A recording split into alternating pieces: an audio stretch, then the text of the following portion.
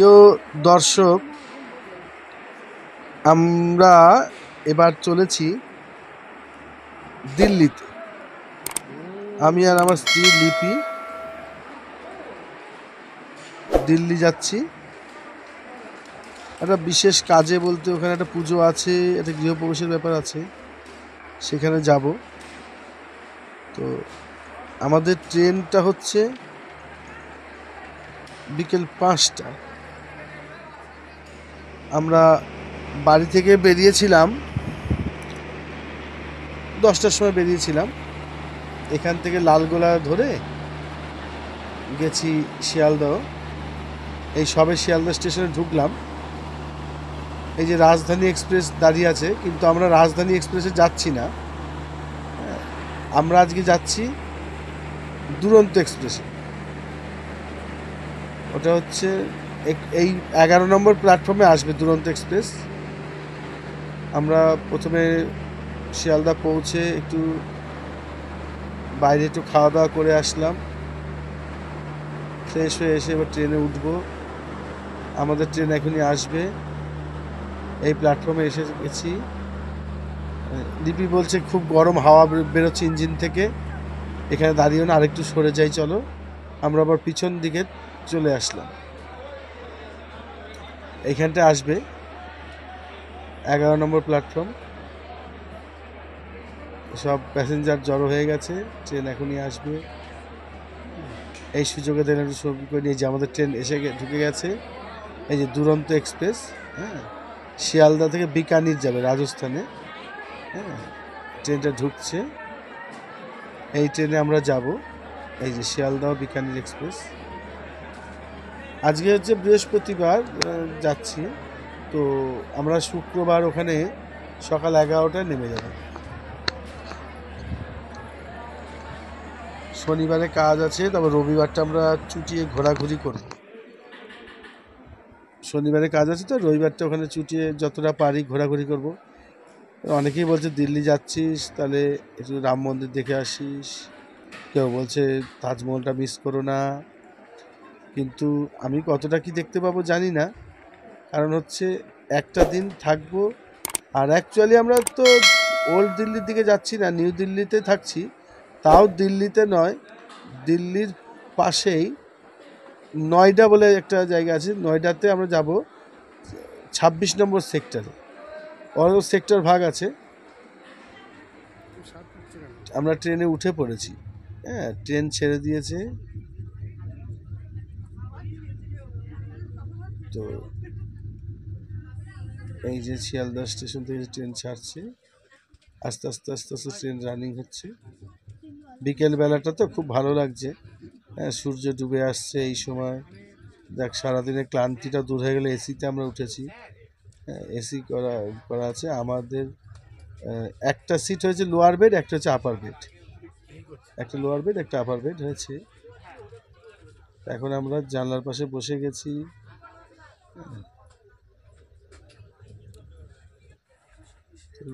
এবার হচ্ছে রবিবার দিনটা ছুটির দিন আছে, ওই দিনটা ওনাদেরকে নিয়ে আমরা যতটুকু ওই কাছাকাছির মধ্যে পারি ঘুরবো। কিন্তু তার বেশি তো ঘোরা হবে না, হয়তো 2-3টে স্পট দেখা হতে পারে, কাজও আছে। এই যে নদীর ওপর দিয়ে হাওড়া ব্রিজ যে আছে না, এটা হচ্ছে দক্ষিণেশ্বর ব্রিজ। আর ওই যে দেখো, আমি দেখাচ্ছি, ওই যে দক্ষিণেশ্বর মায়ের মন্দির। দক্ষিণেশ্বর মায়ের মন্দিরটা ওই যে গঙ্গার উপরে রয়েছে। এদিকে সে 12টা শিবের মন্দির আছে। হ্যাঁ, এই যে ব্রিজের নিচ দিয়ে খুব সুন্দর লাগছে পরন্ত বিকেলে আলোর ছটা। আসলে কি, ছবিগুলো খুব একটা স্পষ্ট আসছে না, এই কারণেই আমরা তো এসিতে আছি আর ওই কাঁচের ভিতর দিয়ে দেখছি, যার জন্য ছবিগুলো কাঁচের জানলার ভিতর দিয়ে তোলা হচ্ছে। তো তাই বাইরের ছবিগুলো অস্পষ্ট আসছে, ভিতরের ছবিগুলো স্পষ্ট আসছে, বাইরের ছবিগুলো অস্পষ্ট আসছে।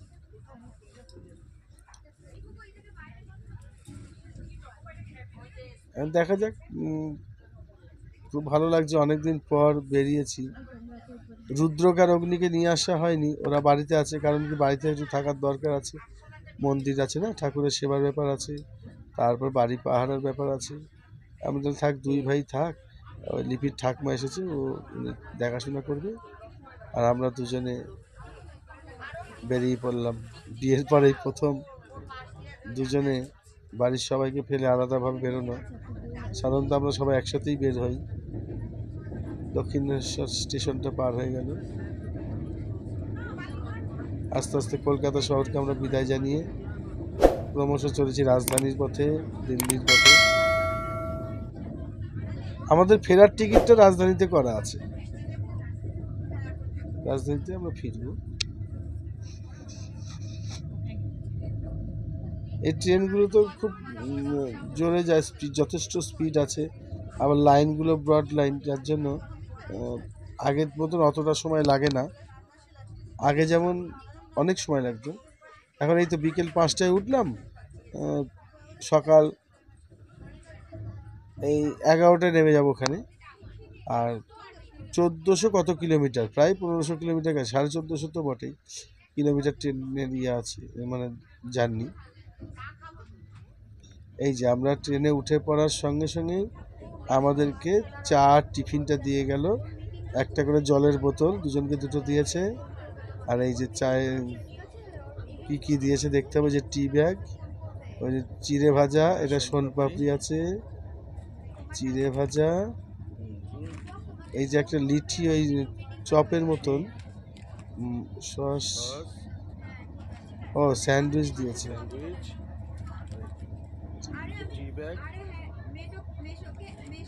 হ্যাঁ।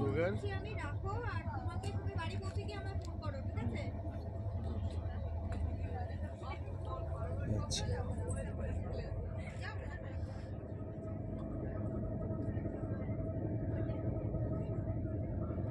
দেখো কতগুলো বগি, হ্যাঁ,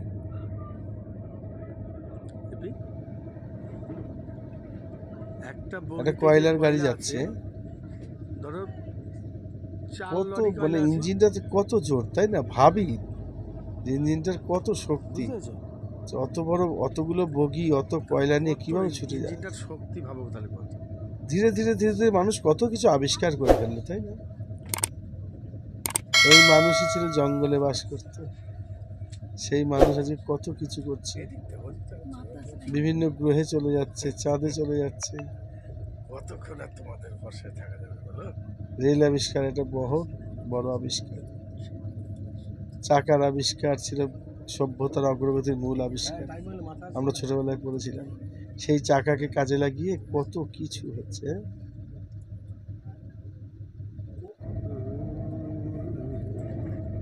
যতক্ষণ সন্ধ্যা না নামছে ততক্ষণ আমরা জানলার দিকেই তাকিয়ে থাকবো, সন্ধ্যার পর আর বাইরে কিছুই দেখা যাবে না।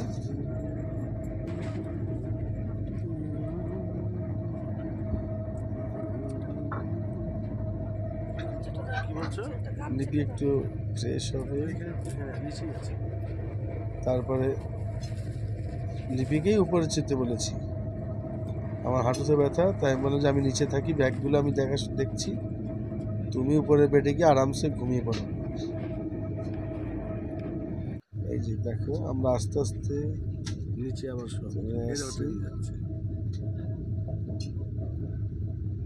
ওটা একটা মেট্রো ট্রেন গেল, মেট্রো ট্রেন। রাতে আর ভিডিও করিনি, আমরা এখন দিল্লিতে মানে চলে এসেছি, উত্তরপ্রদেশ ঢুকে যাচ্ছি।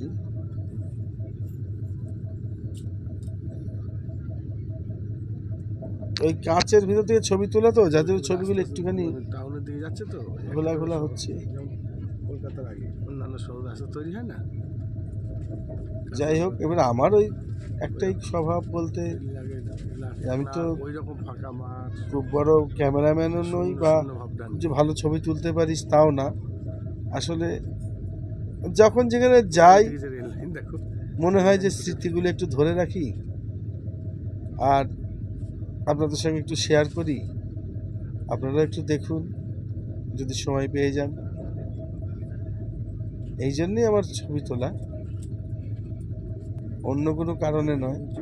এক স্মৃতিগুলোকে ধরে রাখার জন্য, যে নিজেও তো পরে আবার দেখতে পারবো, আবার তার সাথে হয়তো যারা একটু দেখবে বা উপকৃত হবে।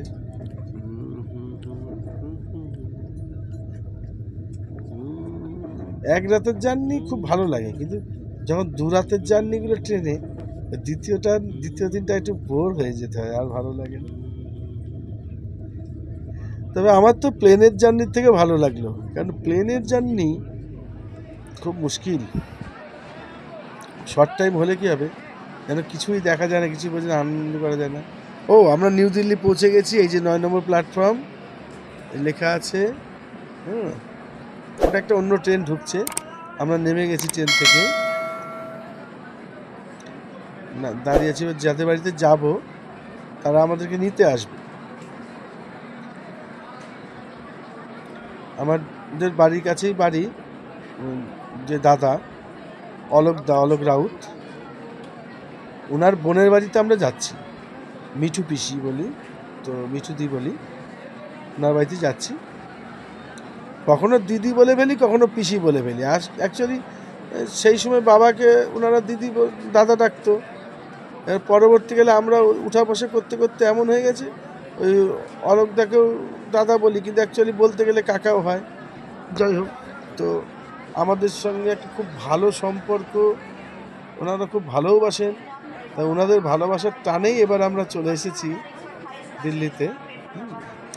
তো ট্রেন থেকে নেমে আমরা দাঁড়িয়ে আছি। ফোন করেছিল যে তোমরা কোথাও যেও না, আমরা এখনই আসছি গাড়ি নিয়ে, ওখান থেকে আমরা তোমাদেরকে নিয়ে নেব। এই যে আমরা বেরিয়ে আসলাম। হ্যাঁ, এই যে দেখাচ্ছে, এই যে অলোকদা। হ্যাঁ, আর এই যে নিউ দিল্লি স্টেশনের বাইরেটা, স্টেশনে আমরা দিল্লি পৌঁছে গেছি। আমরা দিল্লির সাইডটা নয়ডাতে যাব। নয়ডা হচ্ছে একটা কি যেন বললো, new Oakland steel development area, এরকম কিছু একটা বললো। আমি আরেকবার শুনে নেব, নিয়ে আপনাদের জানাবো। মানে একটা ডেভেলপমেন্ট এরিয়া, এটা আমার বেশ মনে পড়ছে। এই যে ড্রাইভ করে যে যাচ্ছে, এটা হচ্ছে ওই যে মিঠুদির ছেলে। হ্যাঁ, এর ভালো নাম হচ্ছে প্রমিত, এমনি ওরা টুয়া টুয়া বলে ডাকে। ওরা দুই ভাই, আর এক ভাই বাড়িতে আছে। দুজনেই ভালো বড় কোম্পানিতে চাকরি করে। ওদের বাড়িতে আমরা যাব, ওই নিয়ে যাচ্ছে। এই যে দিল্লির ভিতর থেকে যে এই যে উপরে লেখা আছে ওয়েলকাম টু নয়ডা, এই যে মানে দিল্লির এই ব্রিজের ওখানে লেখা ছিল। এই দিল্লিটা পার করে আমরা নয়ডাতে ঢুকে গেলাম। ভালো লাগছে, বেশ সুন্দর ঝকঝকে হয়ে আছে তো টাউনটা একদমই। তবে কি, মানে গরমের সময় এসেছি আমরা, ওখানকার তো সবাই আমাদেরকে ভয় দেখিয়েছিল যে এত গরমে যাচ্ছ, খুব সাবধান। কিন্তু সত্যি কথা বলতে খুব একটা অসুবিধা হয়নি, কারণ আমি খবর পাচ্ছি পশ্চিমবাংলাতেই এখন গরমটা বেশি পড়ছে।